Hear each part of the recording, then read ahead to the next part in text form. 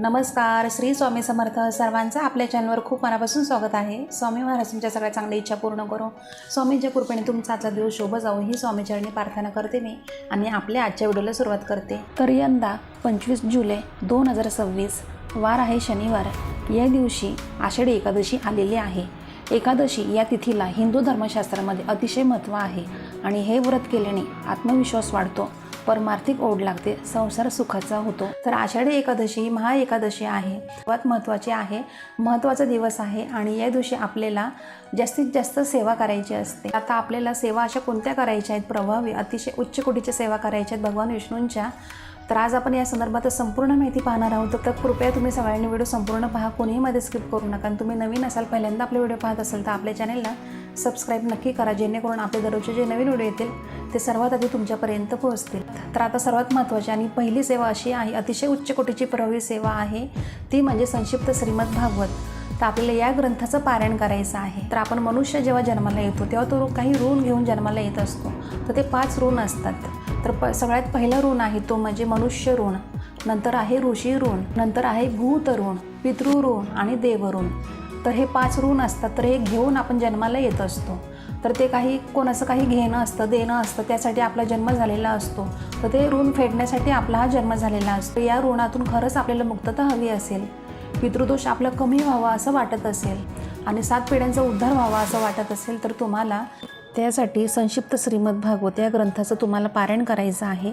तर हा तुम्हाला स्वामींच्या केंद्रामध्ये भेटून जाईल. आता जे स्वामी भक्त करतात त्यांना माहीत आहे की हा ग्रंथ किती प्रभावी आहे आणि किती इझिली आपल्याकडनं याचं पारायण होऊन जातं. बघा, या ग्रंथाचं पारायण करायला फक्त तुम्हाला 1 ते 1.5 तास असं लागणार आहे. काही वेळ लागणार नाही जास्त. जसं आपण स्वामीचरित्र सारामृत या ग्रंथाचं पारायण करतो त्यावेळेस बघा आपल्याला 1-1.25 तास किंवा 1.5 तास लागतो. तसंच तुम्हाला सांगते, या ग्रंथाचं तुम्ही पारायण ज्यावेळेस कराल तर त्यावेळेस तुम्हाला फक्त 1 ते 1.5 तास असं लागणार आहे. तर प्रत्येक महिन्याला एकादशी येते. तर प्रत्येक स्वामी भक्तांनी संक्षिप्त श्रीमद भागवत ग्रंथाचं पारायण अवश्य करावं. हे पठण केलंच पाहिजे आपण. तर तुम्हाला या ग्रंथाचं पारायण करायचं आहे. 1 पाठ तरी तुम्ही करायचा आहे. दिवसभरामध्ये कधीही करू शकता. तुम्ही सकाळी करा, दुपारी करा, संध्याकाळी करा, अगदी रात्री करा, पण करा, ते महत्त्वाचं आहे. तर बघा, ज्यावेळेस आहे ना आपण हा ग्रंथ पठण करतो, पूर्ण हा ग्रंथ पठण करू त्यावेळेस आपलं 1 पाठ होणार आहे. 1 पाठ म्हणजे 1 पारायण असं होणार आहे. तर आपल्याला फक्त एकादशीच्या दिवशी हा संपूर्ण ग्रंथ पठण करायचा आहे. आता जे नवीन आहेत, पहिल्यांदा पठण करणार आहेत हा ग्रंथ, तर त्यांना 1.5 तास लागणार आहे. पण जे रेग्युलर करतात त्यांचं काही नाही, 1 तासामध्ये 1.25 तासामध्ये होऊन जातं.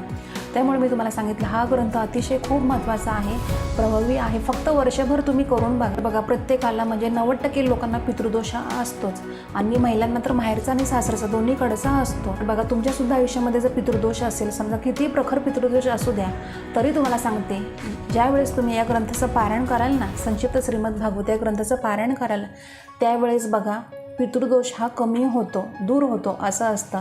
त्यामुळे हा जो ग्रंथ आहे तर अतिशय खूप महत्त्वाचा प्रभावी ग्रंथ आहे. तर आता पितृदोष आपल्याला असेल आणि आपण कसा ओळखावा, तर या संदर्भात सुद्धा व्हिडिओ आहे आपल्या चॅनलवर, तुम्ही चेक करा व्हिडिओ. आता ज्यांना गरुड पुराण माहीत आहे, ज्यांनी भागवत ग्रंथ पठण केला आहे त्यांना माहीत आहे, तेच विश्वास ठेवतात. नाहीतर कोणी असं विश्वास ठेवत नाही, कारण बऱ्याच जणांना या गोष्टी खऱ्या वाटत नाही असं असतं. तर तुम्हाला अजून माहिती जाणून घ्यायची असेल या संक्षिप्त श्रीमद भागवत ग्रंथाची, तर या संदर्भात संपूर्ण माहिती आहे आपल्या चॅनलवर, तुम्ही चेक करा व्हिडिओ. तर आता तुम्हाला समजलं असेल की संक्षिप्त श्रीमद भागवत या ग्रंथाचं तुम्हाला आषाढी एकादशी आहे, तर प्रत्येक महिन्याच्या एकादशीला तुम्हाला 1 तरी पारायण हे असं करायचं आहे. तर आता ही झाली पहिली सेवा. तर दुसरी सेवा अशी आहे, ती म्हणजे विष्णू सहस्त्रनाम. तर विष्णू सहस्त्रनाम तुम्हाला दिवसभरामध्ये तुम्ही कधीही पठण करू शकता. सकाळी करा, दुपारी करा, संध्याकाळी करा, रात्री करा, अगदी तुमच्या वेळेनुसार तुम्ही करा. आणि आता त्याच्यानंतर तिसरी सेवा अशी आहे, ती म्हणजे व्यंकटेश स्तोत्र. तर व्यंकटेश स्तोत्र तुम्हाला पठण करायचं, तर तुम्ही सकाळी करा आणि संध्याकाळी केलं तरी चालेल. तर आता व्यंकटेश स्तोत्र हे आपल्याला किती वेळा पठण करायचं आहे, तर तुम्ही 1दा करा, 3दा करा, 5 वेळा करा किंवा तुम्ही 11 वेळा करू शकता. तर तुमच्या याच्यानुसार तुम्ही सकाळी करा किंवा संध्याकाळी करा किंवा अगदी रात्री 12 वाजता जरी केलं तरी चालणार आहे, कारण रात्री 12 वाजता केलेली सेवा ही लवकर आपल्या भगवान विष्णूपर्यंत पोहोचत असते. तर तुम्हाला रात्रीची 12 वाजता सेवा करायची असेल व्यंकटेश स्तोत्राची, तर हे तुम्हाला रात्री 12च्या आधी कसं म्हणजे आंघोळ करायची असते आणि नंतर मग आपल्याला बसायचं असतं. बरोबर 12 वाजताच बसायचं असतं आपल्या देवघरासमोर आणि व्यंकटेश स्तोत्र हे 21 वेळा पठण करायचं असतं. तर असं तुम्ही एकादशीपासून 3 दिवस करू शकता. आता त्याच्यानंतर चौथी सेवा अशी आहे, ती म्हणजे बघा, तुमच्याकडे जर पांडुरंगाची मूर्ती असेल किंवा विष्णूंची मूर्ती असेल किंवा आपल्या बाळकृष्णाची मूर्ती असेल किंवा आपल्या स्वामी समर्थ महाराजांची मूर्ती असेल, तर तुम्हाला काय करायचं बघा, आता विष्णूंची मूर्ती असेल तर तुम्ही त्याच्यावर अभिषेक करू शकता, किंवा तुमच्याकडे पांडुरंगाची मूर्ती असेल तर त्याच्यावर अभिषेक करू शकता, किंवा मग बाळकृष्णाच्या मूर्तीवर तुम्ही अभिषेक करा. तर बाळकृष्णाची मूर्ती ही प्रत्येकाच्या घरामध्ये असते, म्हणजे असतेच. जर नसेल तुमच्या घरामध्ये तर काही हरकत नाही, तर तुम्हाला आपल्या श्री स्वामी समर्थ महाराज यांच्या मूर्तीवर अभिषेक करायचा आहे. कारण आपल्याला माहिती आहे की स्वामी महाराज आपल्या चराचरामध्ये आहेत, कारण ते म्हणायचे की मीच कृष्णा होतो आणि मीच पांडुरंग होतो, कारण सगळं काही तेच आहेत. त्यामुळे बघा, तुम्हाला जर शक्य होईल त्या मूर्तीवर तुम्ही अभिषेक करू शकता. आता अभिषेक करताना आपल्याला सेवा अशी कोणती करायची ते सांगते. तर तुम्हाला बघा सकाळीच शक्यतो अभिषेक करून घ्यायचा आहे. तर बघा, तुम्हाला एक वेळा पुरुष सुक्तही पठण करायचं आहे आणि एक वेळा स्त्री सुक्तही पठण करायचं आहे. आणि त्याच्यानंतर तुम्हाला रामरक्षा ही 9 ओळीपर्यंत म्हणायची आहे, कारण की 10व्या ओळीनंतर फलश्रुती असते. त्यामुळे 9 ओळीपर्यंतच आपल्याला रामरक्षाही पठण करायची आहे. आणि ज्यावेळेस तुमचा अभिषेक पूर्ण होईल, आता समजा तुम्ही पाण्याने करू शकता, किंवा दुधाने करू शकता, किंवा पंचामृताने करू शकता, तुम्हाला जे शक्य होईल त्याच्याने तुम्ही करू शकता. आणि अभिषेक झाल्याच्या नंतर जे काही तीर्थ असणार आहे तर ते तुम्ही काय करायचं, सगळ्यांनी घरातल्यांनी प्राशन करायचं आहे, ग्रहण करायचं आहे, असं करायचं आहे. आणि समजा तुम्हाला जर शक्य झालं नाही कोणतीच सेवा करून अभिषेक करायला, तर तुम्ही काय करायचं आहे, फक्त ओम नमो भगवते वासुदेवाय नमः, ओम नमो भगवते वासुदेवाय नमः या मंत्राचा जप करत जरी तुम्ही अभिषेक केला तरी चालेल. आणि अभिषेक झाल्याच्या नंतर तुम्हाला काय करायचं, तर अष्टगंध अक्षता वगैरे अर्पण करायचं आहे, फुल अर्पण करायचं आहे, आणि तुळशीपत्रसुद्धा त्यांना अर्पण करायचे आहेत नंतर. आणि बाळकृष्णाचा अभिषेक झाल्याच्या नंतर तुम्हाला बघा तुळशीपत्रसुद्धा त्यांना अर्पण करायचे आहेत, कारण तुळस ही विष्णुप्रिय आहे. तर आता मी तुम्हाला एक तुळशीचा उपाय आहे तो सुद्धा सांगते, तर तो तुम्ही आवर्जून करा, म्हणजे कराच. तर तुम्हाला काय करायचं, 1000 तुळशीपत्र घ्यायचे आहेत आणि विष्णू सहस्त्रनामावली 1000 भगवान विष्णूंची नावे तुम्हाला अशी घ्यायची आहेत. आता ते कसं करायचे ते सांगते. तर आता आषाढी एकादशी आहे, तर या दिवशी आपण बघा तुळशीपत्र तोडू शकत नाही, तर तुम्ही आदल्या दिवशी तोडून ठेवू शकता, फ्रीजमध्ये असं ठेवू शकता तोडून, किंवा हाराच्या दुकानामध्ये सुद्धा तुम्हाला तुळशीपत्र हे भेटून जातील. तर तुम्हाला असे 1000 आणायचे आहेत. आणि जर 1000 नाही भेटले तरी काही हरकत नाही, तुम्ही अगदी 5 घ्या, किंवा 9 घ्या, 11 घ्या, 21 घ्या, 51 घ्या, 108 घ्या, 121 घ्या, 151 घ्या, असं केलं तरी चालेल. अगदी 501 असले तरी चालेल, जेवढे असेल तेवढे घ्या.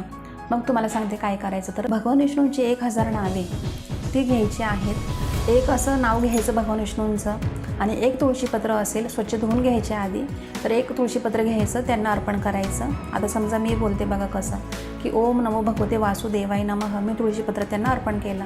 आता दुसरं घ्यायचं, दुसरा मंत्र बोलायचा, ओम नमो भगवते वासुदेवाय नमः, दुसरं ठेवलं, असं अर्पण करायचं. तर जेवढे असतील ना, आता समजा तुम्हाला आता कमीच असेल तुमच्याकडे तुळशीपत्र, तर कसं करायचं ते सांगते. तर बघा, विष्णूंची नावं घ्यायची, 1000 नावं घ्यायची आपल्याला. तर तेच आता 11 आहेत ना, तर आता 11 आहे तुळशीपत्र, तर हेच आपल्याला डबल टेबल असं ठेवायचं, परत घ्यायचं, ठेवायचं, परत घ्यायचं, असं करायचं.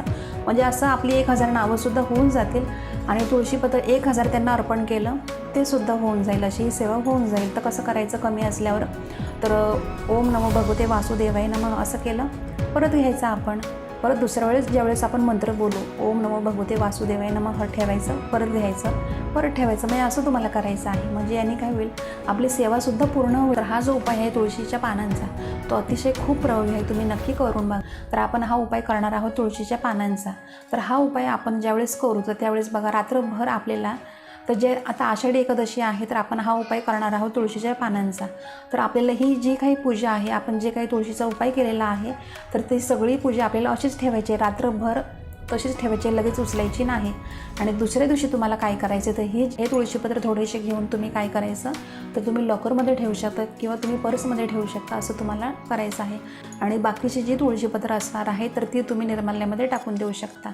तर तुमच्याकडे जी मूर्ती असणार आहे, ज्या मूर्तीवर तुम्ही अभिषेक करणार आहात, त्या मूर्तीवर तुम्हाला असा करायचा आहे उपाय तुळशीच्या पानांचा. तर आता तुम्हाला समजलं असेल. आणि ज्यावेळेस आपण तुळशीचा उपाय करू, त्यावेळेस बघा त्याच्यानंतर आपल्याला धूप दीप असा नैवेद्य अर्पण करायचा आहे. आणि शक्यतो बघा देवांचासुद्धा या दिवशी उपास असतो, तर आपल्याला आपण जे काही फलाहार करणार आहोत, तर तेच आपल्याला देवांना दाखवायचं आहे, असं करायचं आहे तुम्हाला. आणि एकादशीच्या दिवशीसुद्धा बघा तुळशीला आपल्याला जल अर्पण करायचं नसतं, फक्त आपण तिची पूजा करू शकतो, हळदी कुंकू अक्षता अर्पण करू शकतो, अगरबत्ती धूप दीप आपण लावू शकतो, एवढं करू शकतो, पण जल वगैरे असं काही अर्पण करू नये असं म्हटलं जातं. आणि स्त्रियांनी सुद्धा बघा तुळशीपत्र कधी तोडायचे नसतात. आपल्याला जर पाहिजे असेल तर आपण घरातल्या पुरुषांकडनं आपण तोडून घेऊ शकतो, कारण तुळस ही सौभाग्यकारक असते, त्यामुळं स्त्रियांनी कधी तुळस तोडू नये असं म्हटलं जातं. तर आता तुम्हाला समजलं असेल की आपल्याला अशी कोणती सेवा करायची आहे. बघा, तुम्हाला जर दिवसभर शक्य झालं नाही तर तुम्ही अगदी तुम्हाला सांगते विष्णू सहस्रनाम किंवा व्यंकटेश स्तोत्र ही जी काही सेवा आहे तर ती रात्री 12 वाजता जरी केली तरी चालणार आहे. कारण असं म्हटलं जातं की भगवान विष्णू रात्री 12 वाजता आहे ना सक्रिय असतात. ज्या काही त्यांच्या सात्विक लहरी असतात तर ते जास्त प्रमाणात सक्रिय असतात. तर बघा, एकादशीच्या दिवशी जर आपण ही जर सेवा केली रात्री 12 वाजता विष्णू सहस्रनाम आपण पठण केलं आणि व्यंकटेश स्तोत्राचं पठण केलं तर अतिशय उत्तमच आहे. पण ज्यांना शक्य नाही त्यांनी दिवसभरामध्ये तुम्ही कधीही करू शकता. तर आता तुम्हाला समजलं असेल की आपल्याला अशी कोणती सेवा करायची. आणि बघा, देवशयनी आषाढी एकादशी आहे, सर्वात महत्त्वाची आहे, महा एकादशी आहे. तर आपल्याला उपवाससुद्धा करायचा आहे. कारण बघा, आपण ज्यावेळेस आषाढी एकादशीचा उपवास करतो, व्रत करतो आणि आपण कार्तिक एकादशीचं ज्यावेळेस व्रत करतो, उपवास करतो ना, त्यावेळेस बघा संपूर्ण या वर्षभराच्या एकादशी असतात तर त्याचं फळ आपल्याला भेटत असतं. जरी वर्षातून 2 एकादशी आपण केल्या तरी संपूर्ण वर्षाच्या ज्या एकादशी असतात त्याचं आपल्याला फळही भेटत असतं. त्यामुळं आपण या 2 एकादशी कधीच चुकवायच्या नसतात, तेवढं लक्षात घ्या. आणि तुम्हीसुद्धा कधी उपवास करत नसेल, व्रत करत नसेल तर करायला सुरुवात करा. आणि ज्यांना शक्य नाही सेवा करायला कोणत्याच तर त्यांनी फक्त ओम नमो भगवते वासुदेवाय नमः, ओम नमो भगवते वासुदेवाय नमः या मंत्राचा जप करत जरी अभिषेक केला, सगळं काही केलं तरी चालणार आहे. आणि जर तुमच्याकडनं पठण झालं नाही, श्रीसूक्त पुरुषसूक्त हे सगळी काही सेवा आहे, विष्णू सहस्रनाम व्यंकटेश स्तोत्र जर पठण झालं नाही तुमच्याकडनं तर तुम्ही काय करायचं आहे तर यूट्यूबला तुम्ही लावून द्यायचं आहे आणि फक्त श्रवण करायचं आहे. असं केलं तरी चालणार आहे. तर ज्यावेळेस आपण या छोट्या मोठ्या सेवा करतो ना तर त्यावेळेस काय होतं तर आपल्यामधली जी काही निगेटिव्हिटी असते, नकारात्मकता, ती दूर होते आणि आपल्यामध्ये एक सकारात्मकता येते. असं असतं. कारण देवाला आपल्याकडनं फक्त वेळ पाहिजे असतो आणि आपण तोच वेळ आपण देत नाही. देव असं नाही कधी म्हणत की तुम्ही संसार करू नका, कारण आपल्याला संसार करून हा परमार्थ करायचा असतो. त्यामुळे बघा, तुम्हाला सांगते शक्यतो तुम्ही दिवसातनं 24 तासातनं 5 मिनटं तरी वेळ देवासाठी काढत जा आणि थोडीशी तरी सेवा करत जा, नामस्मरण करत जा. आणि जर तुमचे काही प्रश्न असेल, काही समस्या असेल तर आपल्या व्हिडिओच्या कमेंट बॉक्समध्ये कमेंट नक्की करा. तर आजच्यासाठी फक्त इतकंच. तर आजचा व्हिडिओ तुम्हाला आवडला असेल तर आपल्या व्हिडिओला लाईक करा, शेअर करा, सबस्क्राईब करा आणि कमेंट करायला विसरू नका. तर आपण दररोज अशाच नवीन व्हिडिओमध्ये भेटत जाऊ. तर आजचा व्हिडिओ मी आपले स्वामी समर्थ महाराजांनी रुजू करते आणि इथंच थांबते. धन्यवाद. श्री स्वामी समर्थ.